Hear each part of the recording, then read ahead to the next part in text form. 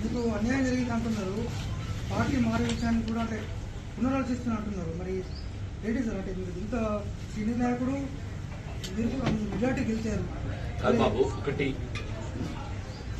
నా గురించి పార్టీతో నాకున్న అనుబంధం మీకు తెలుసు బాబు. పార్టీలో కొనసాగటం అనేది ఆలోచించుకునే పరిస్థితి ఏర్పడుతుందంటూ నేను పార్టీలో కొనసాగడం. ఎందుకంటే ఇవాళ ఆయన ఊరు వచ్చి మా మీద ఆధిపత్యం చెలాయిస్తా అని చెప్పని మా కాంగ్రెస్ పార్టీ మీద ఆధిపత్యం చెలాయిస్తే, మా కార్యకర్తల మీద అజమాయి చెలాయిస్తే, మా హక్కులో కాజేస్తే,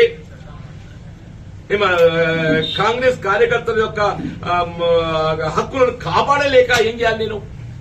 please guide me, please guide మీ.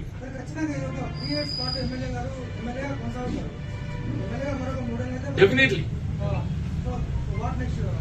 అదే, అందుకే బాధపడుతున్నా అంటున్నా నేను. ఇప్పుడు ఈ శోభ ఇది ముగింపు కాదు అంటున్నా నేను. ఇట్లా ఈ విధమైన ఈ వేధింపులు ఈ వేధింపులు సహిస్తూ ఎంతగా కొనసాగగలుగుతామా? నాకు నేను ఏదైతుందో, నా మనోవేదన ఏదైతుందో ఎక్స్ప్లెయిన్ చేస్తున్నా సార్. కెన్ ఐ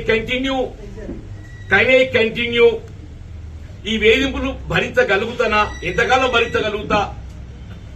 దీని పరిష్కారం ఏంటి అని నాకు నేను ఊహించలేకపోతున్నాను. నాకు నేను ఊహించుకోలేకపోతున్నా బాబు అంటున్నాను నేను.